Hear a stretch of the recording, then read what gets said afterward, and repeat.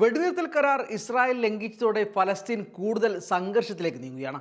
20 വർഷത്തിന് ശേഷം ഇതാദ്യമായി അധിനിവേശ വെസ്റ്റ് ബാങ്കിലേക്ക് യുദ്ധ ടാങ്കുകൾ വിന്യസിച്ചിരിക്കുകയാണ് ഇസ്രായേൽ. വെസ്റ്റ് ബാങ്കിൽ ആഴ്ചകൾ നീണ്ടു നിൽക്കുന്ന ആക്രമണം തുടങ്ങാനുള്ള ഒരുക്കത്തിലാണ് ഇസ്രായേൽ.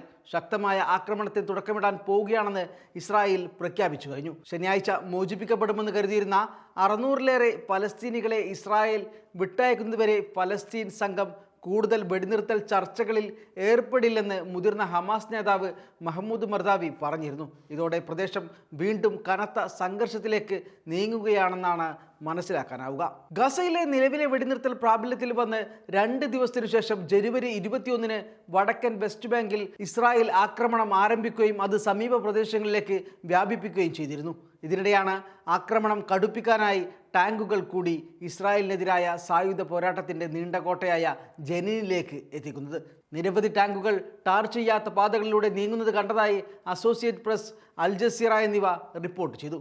യുദ്ധ ടാങ്കുകൾ പലയിടങ്ങളിലായി ഇതിനകം വിന്യസിച്ചു കഴിഞ്ഞു. കഴിഞ്ഞ ദിവസം ഇസ്രായേലിൽ നടന്ന ഭീകരാക്രമണത്തിന്റെ പശ്ചാത്തലത്തിൽ വെസ്റ്റ് ബാങ്കിൽ കൂടുതൽ ആക്രമണങ്ങൾ നടത്തുമെന്ന് ഇസ്രായേൽ പ്രധാനമന്ത്രി ബെഞ്ചമിൻ നെതന്യാഹു അറിയിച്ചിരുന്നു. ഇതിന്റെ കൂടി പശ്ചാത്തലത്തിലാണ് ഇപ്പോഴത്തെ സൈനിക നീക്കം. എന്നാൽ 3 ബസ്സുകൾ പൊട്ടിത്തെറിച്ച് ടെലവീവിന് സമീപമുണ്ടായ ബോംബാക്രമണം ഇസ്രായേൽ തന്നെ സൃഷ്ടിച്ചാണെന്ന ആരോപണവുമുണ്ട്. പലസ്തീനുമേൽ കൂടുതൽ നടപടികൾ എടുക്കാൻ ഇസ്രായേൽ ഇത്തരം കാരണങ്ങൾ ഉണ്ടാക്കിയെടുത്തതാണെന്നും റിപ്പോർട്ടുകളും ആരോപണങ്ങളും ഉണ്ടായിരുന്നു. അതേസമയം വെസ്റ്റ് ബാങ്കിലെ അഭയാർത്ഥി ക്യാമ്പുകളിൽ തുടരുന്നതിന് തയ്യാറെടുക്കാൻ സൈന്യത്തിന് നിർദ്ദേശം നൽകിയതായി ഇസ്രായേൽ പ്രതിരോധ മന്ത്രി ഇസ്രായേൽ കട്സ് പറഞ്ഞു.